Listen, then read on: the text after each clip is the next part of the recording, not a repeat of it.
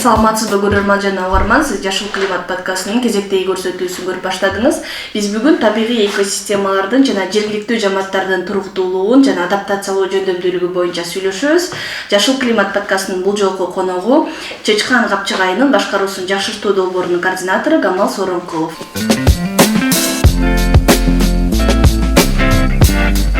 Аны мен Айгерим Кулатбекова алып барам. Кутман күнүңүз менен биздин подкастка кош келдиңиз. Кутман күн. Негизи канчалык көп түрдүүлүк болсо, туруктуулук ошончолук болот деп айтылат. Негизи био ар түрдүүлүктүн маанисин айтып берсеңиз. Биринчиден ушул чакырууңарга рахмат. Био түрдүүлүк, био ар түрдүүлүк деген өтө бир кенен, өтө чоң тема. Мисалы ар түрдүүлүк деп атканда эле ошонун ичинде көп нерсе камтылганда, жаратылыштагы жаныбарлардын дүйнөсү, ошонун түрлөрү, жаратылыштагы өсүмдүктөрдүн дүйнөсү деп ошонун баардыгы баягы биргелешип био ар түрдүүлүктүн өзүнүн бир экосистемаларын түзөт. Ошол бүгүнкү тема абдан кызык болуп атат. Мен үчүн дагы ошол билгенимди бөлүшүп кетейин айтып. Анда бул био ар түрдүүлүк анын эми кыскарып атат деп дайыма айтып келатабыз го. Кыскарса кандай кесепеттерге алып келиши мүмкүн? Мисалы, климаттын өзгөрүшүнө ал кантип таасирин тийгизет? Бул био ар түрдүүлүктүн кыскарышы өтө чоң көйгөй. Бул көйгөй дүйнө жүзүндө болуп келатат тилекке каршы. Көп жыл болду буга. Мисал катары Арал деңизин айтып кетсем, силер жаш болуп билбей калдыңар. Биздин бала кезде кадимкидей Арал деңизи деп аталган. Бул Арал деңизи болуп турган. Ушу мына бир чоң мындай терс мисал катары суулардын азайышы, суулар эмнеге азайды, жетпей жатканы, Союз доорунда ошол пахта табаларын көбөйтөбүз деп Өзбекстан, Казакстанда чынында миңдеген гектар аянтарга пахтаны айдашып, сууну ошол жака буруп атып, Арал деңизи суусуз калды. Бүгүнкү күндө чөл. Кадимкидей чөл болуп турат. Бул өтө мындай бир терс мисал катары. Өтө чоң терс таасирин бүгүнкү күндө тоо тармагы. Мен өзүм эколог катары, жаратылыш сүйгөн адам катары түшүнүп турам. Тоо тармагы абдан зарыл нерсе, керек нерсе. Бирок дагы эгерде мындай таразага салыштырмалуу койсок, бизге тоо тармагы керекпи? Кыргызстанга, ошол жергиликтүү жамааттарга минималдуу пайда алып келип аткан. Же ошол жердеги ата бабабыздан калган мурас катары сакталган табиятыбыз керек дегенде мен ошол табиятты жаратылыш сактайт элем да. Анткени өтө чоң дагы бир көйгөйүбүз. Көп жылдан бери, 2006-жылдан бери мен ушул темага көңүл буруп айтып деп келатам. Биздин Чаткалдагы ошол Батыш Тянь-Шандагы бир бай биотүрлүк деп атпайбызбы? Биотүрлүк өтө бай аймак болуп эсептелген Чаткал бүгүнкү күндө чачыранды алтын деп казылып атып, бүгүнкү күндө акыбалы өтө оор. Анткени кандай десем, кээ бирлер таң калат. Тилекке каршы деп айтам мен. Тилекке каршы Чаткал дегеле ошол Батыш Тянь-Шань дегеле Кыргызстаныбыз алтынга бай. Бул эми сүйүнүш керек эле, алтыныбыз көп деп. Жок, бул жерде ошо биотүрлүүлүккө терс таасир тийгизип аткан ушул алтындарды казып кетип атып, талкалап, кайта ордуна калыбына келтирбей, рекультивация деп аталат. Рекультивация жасалбай калып аткан, талкаланып жаткан ала тоолорубуз болуп атат. Ушундай чоң көйгөй. Дагы да ошо таасир жөнүндө. Мен ушунча жылдан бери экология менен алектенип келатып, мына 4-5 жыл болду. Экемеп чекит кейжи деген долбоорду ишке ашырып жүрөбүз. Бул Кыргызстандын экологиялык картасы, көйгөйлөр картасы. Мен үчүн дагы мындай бир жаңылык, ачылыштай болду. Анткени эң чоң мындай бир терс таасир тийгизип аткан мүмкүндө таштанды. Биз ошо адамдар өзүбүз ошол тиричилигибизде ошол чыгарып аткан таштандыларыбыздын ошо ала тоону басып калганы. Бул жанагыдай таштанды таштоочу жайларыбыздын сапатсыздыгы, же жоктугу болуп, же тарбиябыз. Мына карап көрсөңүз, ушу Бишкек баш трассасында мен көп жүрөм. Тилекке каршы ушу биздин тургундар, өзүбүз кыргыздар ошол жолдон баратып таштап жиберип аткан таштандыларыбыз жолдун эки жагында үйүлүп жатат. Демек бул терс таасир тийип атканы, бул деген жанагыдай тамак аш коопсуздугу дегенди атпайбызбы. Ошого дагы өтө терс маани этет. Анткени жайлоолордо, ошонун баары жайлоолордо, ошол эле жайлоолордо ошо биздин малдар жайылып жүрөт. Ошолордун сүтүн биз ичип атабыз, уйлардын, ошонун этин жеп атабыз дегендей ойлоп көрсөңүздөр, ошол бир таштандыларда бул деген көп жерде. Мына биз ушу картаны ачсаңыздар, картада фото, видео кылып көп чагылдырып атабыз.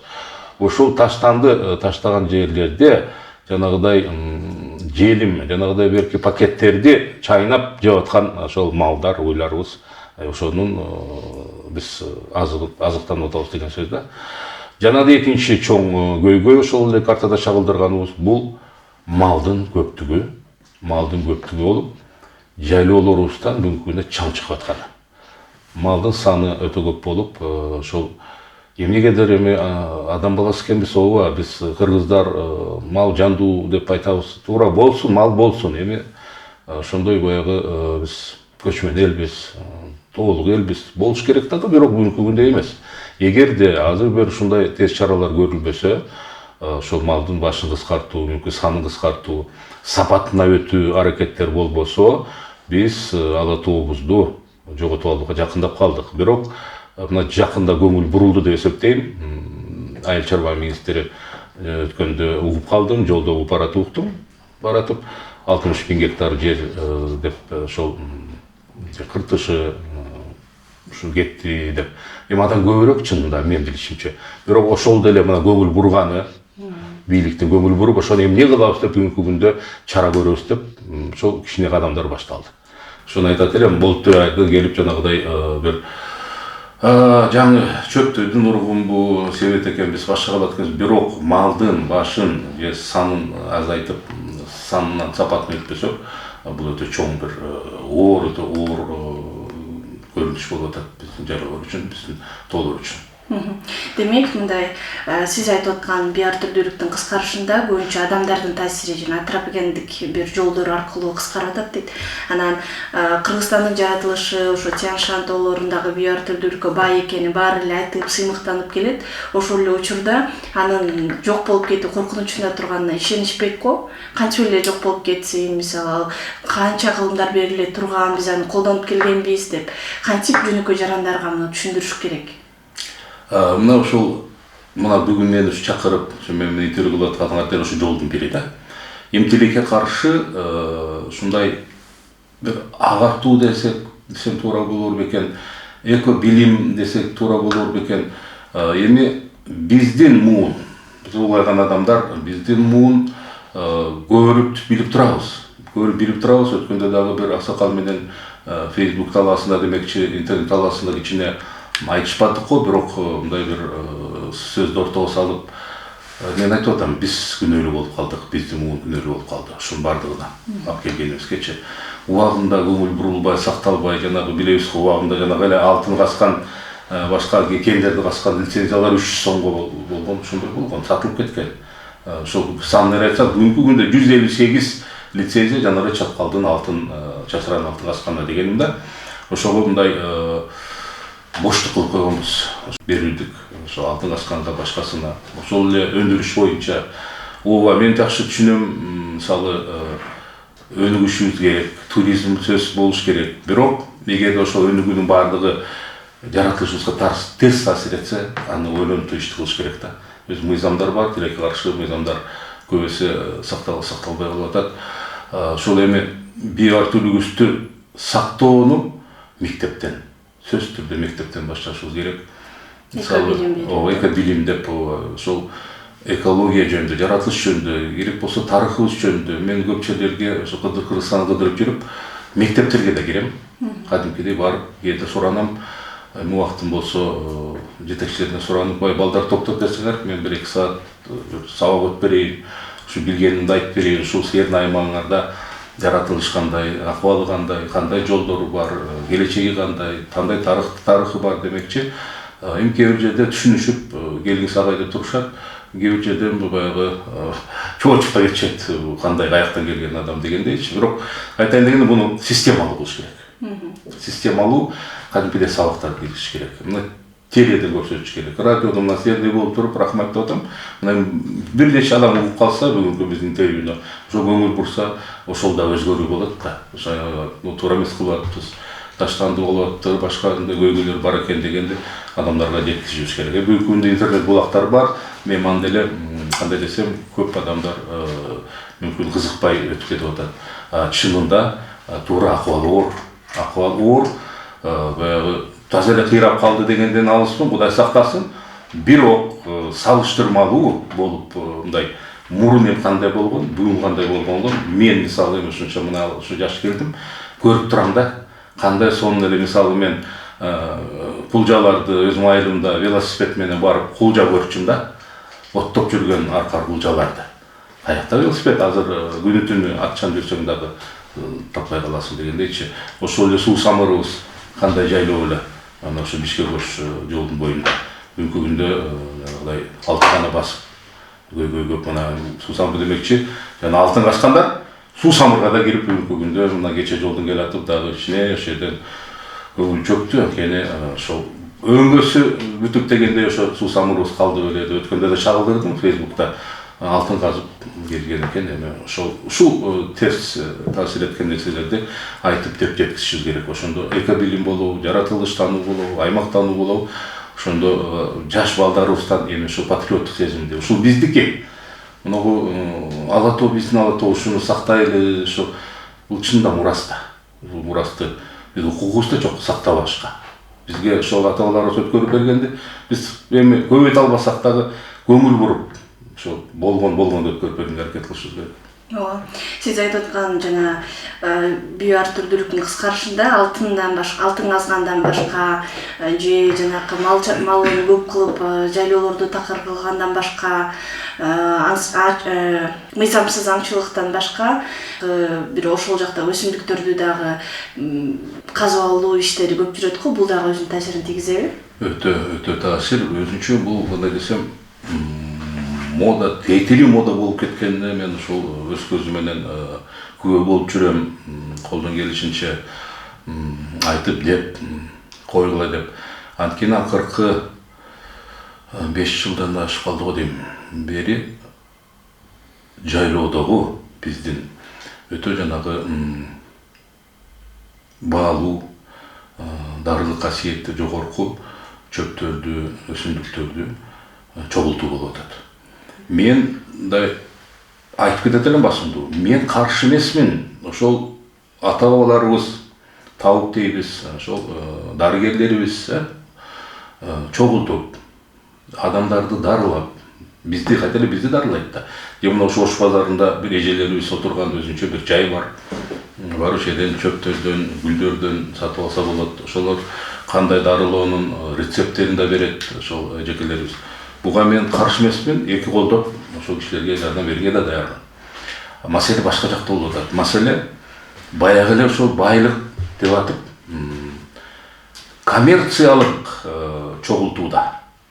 Коммерциялык ошол чөптөрдү, гүлдөрдү коммерциялык багытта ошол касканда дагы бир мындай кандай десем надандык менен ушундай бир жырткычтык мамиле кылып казылып кетип атканына мен каршымын. Анткени ооба айлан айындар эмне кылып атасыңар деп айтам аксакалга. Эмне кылганын айт, чатак го казып салсаңар го жайлоолорду. Касканда дагы шундуктуудай бир шаймандар болот. Ошону жасап алышкан темирден тим эле накта жырткычтыкында бир касканда оңкоруп эле. Эми оңоюн көздөшөт дагы оңой касып. Суурдиңдей кылып касып салат дагы эми тегиздебейт дагы көрчү. Ошондой эле аңтарып жатат. Экинчиси, эми чогултканда ошол чөптөрдү, гүлдөрдү чогултуп тергенден да өзүнүн технологиялары бар, өзүнүн жолдору бар. Мисалы ошол алган уруксаттары барбы дейт, көп айтат, мына уруксатыбыз бар, мынча тоннага дешет. Эми ал деле сакталбайт, анткени 1 тоннага алган уруксат менен 100 тоннага чейин чыгып кетип аткан эмелер болуп атат да. Эми ошондо Илимдер академиясынан, жаратылыш министрлигинен алган уруксатнама кагаздарын негизинде дагы ошондо да алар айтылат. Мына 1 чарчы метрден, мисалы мына эми ошол тамырлар жөндөсө болсо, 70%-ын казып алсаң дагы 30% калыш керек. Анткени көбөйүш керек да. Ошол жана гүлүн тергенде, гүлдүн уругу сакталыш керек, өсүмдүктөрдүн уруктары сакталып көбөйгөнгө өзүнчө бир пропорциялар бар да. Ошол сакталбай эле 100% оңторуп кетип атпайбы. Эми ошону дагы Дагы эле болуп туруп дейт элем, Кыргызстан мамлекетибиз пайданы көрсө. Жок, же ошол жердеги ошол айылдын жамааты, тургундары пайдасын көрсө, эми болуп туруп өзүнүн жеринде ошол пайда көрүп аткан. Жок, аны ошол каякта сырттан келген эле, же ортомчу, биринчиден ортомчулар, ошо терген балдар деле болбогон акчага иштешип атат. Ортомчулар акчасын көбөйтүп туруп, наркы заказчик деп коебузбу, ошолорго сатып атат. Алар алып туруп, ошол кошуна өлкөлөргө болобу, чет өлкөлөргө барып, ошол жерден биздин гүлдөрдөн, биздин өсүмдүктөрдөн жасаган дарылардан келип биздин дарыканаларга толтуруп сатып атат. Ошону биз алып ичип атабыз. Демек ушул практиканы дагы токтотуш керек, кыскартыш керек. Жолдору бар. Бүгүнкү күндө мына ошо мен билгенден Токтогул, Кетмен Төө өрөөнүндө Токтогул районунда ишкер балдар өстөрүп, жерлерди алып өстүрүп, кайта өстөрүп, болуп туруп эми жарым дейбиз, полуфабрикат продукция чыгарганга даяр болушуп атат. Баткен тарапта көп жерлерде балдар жанагыдай уулжан дейбиз, ферула деп айтылган асапетида. Ошолордун плантациясын көбөйтүп атат. Болсун, көбөйтүп, өстүрүп, анан иштетсе, ага каршылык жок. Бирок жанагыдай болуп бизге ошол жаратканыбыз кылып, мындай бир жаратып койгон жайлоолорду барып эле ушундай надандык менен талкалаганыбыз ал болбойт. Эми биз бүгүн мындай өзгөчө басым коюп сүйлөчү, сиз аны жакындан тааныган Чычкан Капчыгайынын бияр түрдүүлүгү боюнча сүйлөшсөк, ал жердеги бияр түрдүүлүк сактап калыш үчүн бир иш аракеттер кылып келатасыз. Эмнелерге жетиштиңиз, эмне үчүн ал жердеги бияр түрдүүлүк сактап калыш керек? Жакшы, өзү адегенде Чычкан Капчыгайынын уникалдуулугун айтып кетсем, мен жана сөзүн башында экосистемалар деп атабыз, био түрдүүлүк ушул экосистемалардан өтөт да, өзүнчө бир туруктуу экосистема болуш керек. Чычкан Капчыгайынын уникалдуулугу, мына эгерде этегинен алып кирсек, экосистемалар эмне кирет? Жарым чөл дейбиз, жарым чөл экосистемасы. Талай экосистемасы, өйдөлөп келе атабыз да. Токой экосистемасы, сонун токойлору бар ушунда. Анан келип туруп, субальп деп айтылат. Альп экосистемасы, субальп экосистемасы болуп келип, жайлоолорубуз. Анан жана келип туруп, кадимкидей жанагы тундра экосистемасы да бар да, тиги ала белде, мисалы, бийик тоолорубуз да. Карасаңыздар, канча экосистеманы камтыган Капчыгай. Бул деген уникалдуулугу ушу да. Эми бир ашып кетсе бир 50 километр жерге жетпей турган жерде, мына мен айткан, санап кеткен экосистемалар бүт бир жерде камтылып турат да. Мына байлык ошол да. Байлык ушул биотүрдүүлүк дегенибиз ушунун ичинде. Ошол жерде жанагы талаа гүлдөрүн, чөптөрүн тапсак болот, жаныбарларын ошо Чычкандан баштап, кадимки Чычкан жөнүндө айтып атам да. Чычкан Капчыгайдын аты да ошодон илгери уламыш боюнча айтылат. Эмнеге Чычкан деп атат деп сурамдыласаң, аксакалдардан калган уламышта ошончолук чытырман токой болгон экен. Калың токой болгон, Чычкан өтө албай калган. Эми бул айтылып аткан долбоор боюнча мен да Кудайга шүгүр дейм, анткени Rural Development Fund деп айыл өнүктүрүү фондунун өкүлдөрү менен бир нече жыл мурун ошол дары чөптөр боюнча ошол экспедицияда өтүп чыкканда бир токтоп айттым элем, айланайын илдерим, карындаштарым, мына уникалдуу Капчыгайда турабыз, Чычкан Капчыгайда. Бирок бир көйгөй бар. Кандай дегенде айттым, бул жердин ээси көп, ээлери көп, ээси жок дегенчи, мына ушундай бир парадокс да. Анткени айыл өкмөттүн жерлери, жайыттары, токой чарбанын токойлору, жол жанагыдай жол башкармалыгы бар, эми райондук администрация бар, балчылар бар, малчылар бар, жайында жанагы кожогат тергендер бар, бир нече ондогон кафелердин ээлери бар дагы.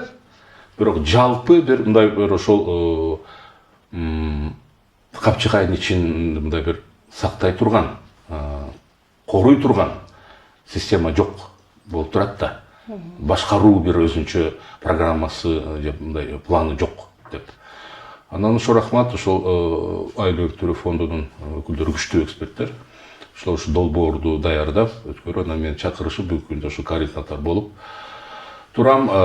Негизги максатыбыз жана мен айтып кеткен ушул Чычкан Капчыгайында чарбалык иштер менен алектенип аткан ошол эле айыл өкмөттөр, малчылар, башкалар демекчи, ушулардын бардыгы мына 2 жылдан бeri аракет кылып, бир нече чогулуш кылып, башын кошуп, көйгөйлөрүн аныктадык биринчи. А дегенде. Кандай көйгөй бар деген өзүнчө бир түздүк.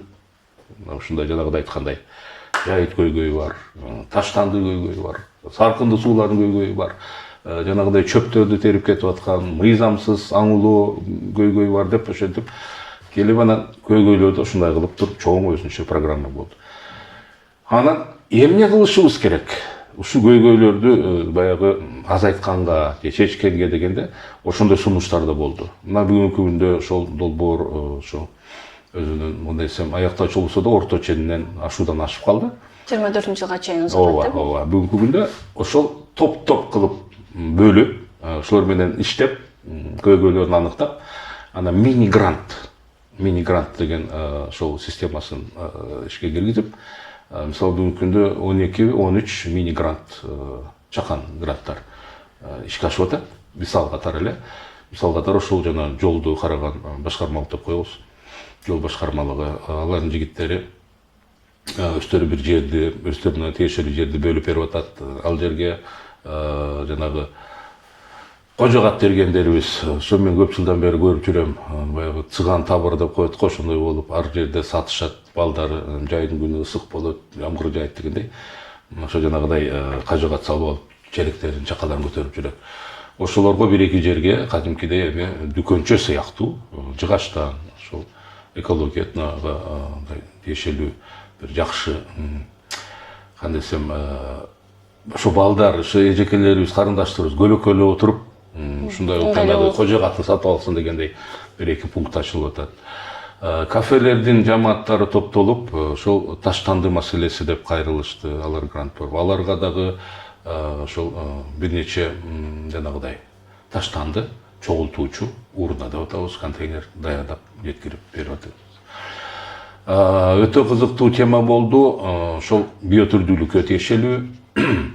Өзү айтып кетишим керек, Токтогул, Токой чарбасы ошол жерде алектенип аткан күчтүү адистер, Токойдун акыбалы жакшы десем болот.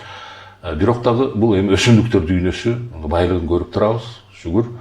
Бирок жаныбарлар дүйнөсүнө сол көңүл бурулбай, бүгүнкү күндө эмне бар, эмне жогун жакшы биле албай атабыз. Ошондуктан ошол эле жамааттар кайрылып жазган жанагыдай чакан грант системасынан фотокапкан деп атпайбызбы, фотоловушкаларды алып бердик. Бүгүнкү күндө мына ушул ферме жолугушуудан кийин буюрса мен эртең бүрсү күнү ошол жака чыгып, ошо балдар менен сабак тренинг өткөрөм. Семинар, ал жерге да күчтүү адистер да келет, практикалык адистер. Ушул жаныбарлар дүйнөсүн кантип коргошубуз керек, кантип сакташыбыз керек. Анан кийин санын алганга кандай кылып туруп, ошо балдарды кадимкидей алып чыгып, ошо жана фотокапкандарды койгонду үйрөтөбүз. Ошол бир өзүнчө жакшы тема болот. Дагы биотүрдүүлүктүн, өсүмдүктөр дүйнөсү боюнча бул да өзүнчө бир долбоор катары кетип атат, Кудай буйруса. Мисалы, биотүрдүүлүктүн дагы эң баягы туу чокусунда дейбиз, кызыл китепке кирген, эндемик деген жаныбарлар жана өсүмдүктөр болот. Жанагы фотокапкандарды коебуз дегенден бир чоң максатыбыз, чоң ниет, кыялдарыбыз бар. Ооба, илбирстин издерин көрүп жүрөбүз, башка, бирок илбирс бүгүнкү күндө фотокапканга, сүрөткө же видеого түшүрө элек. Анткени көп коюлган эмес. Илбирс коомдук фондусу коюп, бүгүнкү күндө алып түшүп атат. Биз ошол жана чыккан жамаатынын фотоловканын ордуна коюп алмаштырабыз деп атабыз. Эгерде илбирс Кудай буйрса түшүп калса, бул дагы жергиликтүү коомчулуктан көп жылкы бир кыялдар бар экен. Ниеттерди эң бир сонун кооз, бийик чоку бар. Ошону ак илбирс деп аташат дагы, бирок аталышы мыйзам түрүндө жок да, картография башка. Анан мен да айттым, мындай кылайлы, эми жөн эле коюп алганда болбойт. Ошол биринчи ошол илбирсти капканга чүрөйлү, фото капканга деп туруп. Анан суранып, кайрылып, өзүнүн мыйзамдуу жолдору бар, ошол жерди ак илбирс деп атайлы дегендей. Ал өзүнчө тема жаныбарлар дүйнөсү менен болуп атат. Өсүмдүктөр дүйнөсү боюнча, мисалы, эмне менен кызык, биздин Чышкан Капчыгай жөн сөз болуп атат. Анткени дүйнө жүзүндө жок, эндемик деп айтылат. Эми орусча аталып калган убагында Пихта Семенова деп да. Бул эми ак карагай деп атайбыз, кыргыздар. бул чынында ошол карагайдын түрлөрү бар да бизде, тянь-шань карагайы, анан ошол ак карагайыбыз. Бул өзгөчө чынында абдан сонун мындай бир керемет өсүмдүк, эми билбеген адамдарга окшош эле айырмасы. Бирок мындай жанына барсаңыз, өзүнүн жыты дагы башка, мынтип кармасаңыз жанагы дегендер сайбайт дегендейчи, бир сонун кочкул болуп гүлдейт. Ошол өсөт, бул чычканда өсөт, беш ташты өсөт таласта, жана сары челектин тегерегинде ойлойт да ошол батыш тянь-шаньда өсө турган нерсе. Анан дагы кноринг деп ошол окумуштун атынан аталган кноринг долоносу. Бул кызыл китепке кирген долоно, эми долононун түрлөрү көп бизде, бирок ушунусу кызыл китепке кирген экен, анткени аз да, дүйнө жүзүндө аз. Анан токтогул чычкан капчыгайында баягы кызыл китепте жазылып турат да, ушул бар деп. Бирок тилекке каршы изилдөөлөр жүрбөптүр. Убагында жазылып калган экен. Анан ушул бизди ишке ашырып аткан долбоордун алкагында Илимдер академиясынын окумуштууларын чакырып, суранып, ошол каржылап изилдөөлөр жүргүзүп, былтыр ошол бир нече түп кноринг долоносу аныкталды, табылды. Мына азыркы ушул экспедицияда дагы Илимдер жок, ноябрдын 1-жумалыгында деп атабыз, кичине тоңса, ошондо ошол кноринг долоносун ошол илимий окумуштуулар барып, жергиликтүү токой чарбанын адистерин чакырып, жана жамааттарыбызды, ошол жерде иштеп аткан жамааттарды кошо чакырып, кноринг долоносунун уругун терип, чогултуп, ошол жерде айтканда питомникте учушту, мини-грант боюнча чакан питомникке, ошол чакан питомникте ушул долонону көбөйтүү аракетинде иштеп жүрөт да. Демек ошо бардык жагын камтыган бир эме болуп турат, Кудай буйруса, комплекстүү долбоор. Ошол бул мындай Кыргызстанда пилоттук десем жаңылбайм. Мен абдан ошого ишенем, Кудай буйруса, ушул долбоордун жыйынтыгы жакшы чыгат деп мына көзүмө көрүнүп турат. Азыр айтканым чет эле да. Өзү практикалык жагынан дагы натыйжалуулугу келечекте Кыргызстандын ушундай керемет жерлери көп. Ушул практиканы жер-жерге жайылсак, ошондо комплекстүү иш-чаралар болуп калат да. Мына ошол капчыгай болобу, мисалы Суу-Самырды ич болобу, жетети Акталада, Аксайда, Алайда, Чоң Алайда бир жерлерди алып, жергиликтүү жамааттар менен чогулуп, жанагыдай айткандай көйгөйлөрүн изилдеп, чечүү жолдорун таап, ошентип Кыргызстандын жаратылышын, табиятын сактаганга бир жакшы кадамдар болуп атат деп эсептейм. Ошо иш аракеттер болуп атканын айтып, бул да уланарын белгилеп атасыз. Эми ошол биоартүрдүүлүк аркылуу бир туризмди дагы жакшы жакка салса болот деп айтпадыңыз беле, ушуга токтолуп кетсеңиз, чындап эле биоартүрдүүлүгү бай жаратылышта кантип туристтерди тартса болот? Өзү көп жылдан бери айтылып келатабыз, туура эле айтылган убагында экинчи Швейцария деп. Экинчи Швейцария деп айтпайм, мен биринчи Кыргызстан эле болду эле, ошондойбуз. Анткени биз биотүрдүүлүк жөнүндө боюнча байлыгыбыз керемет, жаратылыш боюнча алдыңкы мамлекетпиз. Канчалык ким менен болсо да мен ошо керек болсо айтышканга, дебатка чыкканга даярмын. Анткени факт менен айтып бере алабыз да, эмнебиз бар. Ооба, жанагы эле көйгөйлөр турат. Көйгөй, бирок ошондо дагы шүгүр, эми ошол мисалы эми жолдун боюнда көйгөйлөрдү көрүп атабыз да. Тоо, бийик, улуу тоолорубуз да. Кандай десем, Кудайга шүгүр деп айта алам. Мен муну көрөрмандарга, угурмандарга кичине көңүлүн көтөрөйүн дегеним. Анткени кокуй кыйрап калды, жок болуп калды дегенден алыспыз. Анткени Кудайга шүгүр, тоолорубузда кийиктерибиз жүрөт. Ооба, сан азайган менен бирок бар дегенибиз да. Ошол аракетти сактап калыш. Туризм демекчи. Бирден бир ошо биоартүрдүүлүктү сактаганга бул мүмкүн бирөөлөргө кызыктуу, бир парадоксалдуу нерсе. Туризм келсе эле төбөлөп кетет экен деп анан баарын кыйратып кеткен. Жок. Туризмдин өзүнүн бир мындай классикалык түрлөрү бар да, өзү мындай бир тартиптүү туризм болуш керек. Ошол туризм аркылуу биз жаратылышты сактайт экенбиз. Мына мен кандай десем, мисал катары айтып кетейин. Мына ушул жылдын май-июнь айларында Москвадан мындай күчтүү бир топ келди. Арасында биологдор, илимдердин докторлору, ботаниктер, ландшафт дизайнерлери, өтө күчтүү адистер келип, 11 адам. Ошолорду 10 күн биз команда менен Кыргызстандын экосистемаларын баардык колдон келишинче көрсөтүп өттүк. Жана айткан жарым чөлдөн баштап тала, токой, бийик, тундрага чейин дегендейчи. Ошолордун көзү менен мен өзүмө дагы жаңы ачылыштар болду да. Биз мына кыргыздар ушул жерде жашап аткан кыргызстандыктар көнүп калганбыз, күнүм баягы көзүбүзгө мындай көмөчүп калган, көнүп калган көзүбүз. А бул сырттан келген окумуштуулардын көзү менен карасаң, байлык өтө укмуш. Биз баягы көк гүл, сыя гүл, сары гүлдөп эле жүргөнүбүз жок. Эми ойлоп көрсөңөр, мына мен алып жүрүп Кара суу сай деген бар, Көкбелдин ар жагында, Каракөлгө жетпей. Суун жээгинде өсүп жүргөн мен үчүн сыя гүл дегеним, бала кезден сыя гүл деп калганбыз. Бул кадимкидей жапайы орхидея, дикая орхидея деген. Эми бул өтө бир баалуу нерселер да. Демек, байлыгыбыз өтө чоң. Ошол туризмдин бул өзүнчө туризм багыт. Ооба, эми туризм каптап эле туризм десе ысык көлгө тыгылып калганыбыз, эми ал кыйын нерсе.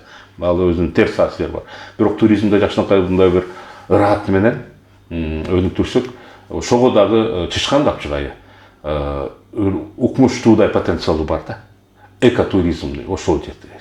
Агротуризм деп жанагы жайлоо туризм дейт ошол жерде. Ойланайын жанагы апитерапия деп коет, бал арылар менен дарылоо да. Ипотерапия деп айтылат, ошол аттарга минип дарылоо ошол жерде жайлоосу. Кымыз ошол жерде, айран сүтү бар ошол жерде, айткан жана чөптүн түрлөрү, өсүмдүктөр дүйнөсү бар. Ошол туризмди өнүктүрүшүбүз керек. Ал эми бул Кыргызстанга, жалпы Кыргызстанга тиешелүү, анын ичинде ошол керемет чычкан капчыгайына тиешелүү жер. Чоң рахмат сизге, убактыңызды бөлүп, бизде бүгүн кызыктуу маалыматтарыңыз менен бөлүшкөнүңүзгө ыраазычылык билдиребиз. Урматтуу Жамааттык медианын көрөрманы жана угарманы, сиз Жашыл климат подкастынын кезектеги берүүсүн көрдүңүз. Биз бүгүн био ар түрдүүлүк, анын мааниси, келечеги туурасында сүйлөштүк. Бүгүн бизде подкастта конокто чычкан капчыгайынын башкаруусун жакшыртуу долбоорунун координатору Камал Сооронкулов болду. Эфирди мен Айгерим Кулатбекова алып бардым. Кайрадан Жашыл климат подкастында биз менен көрүшкөнчө саламатта туруңуз.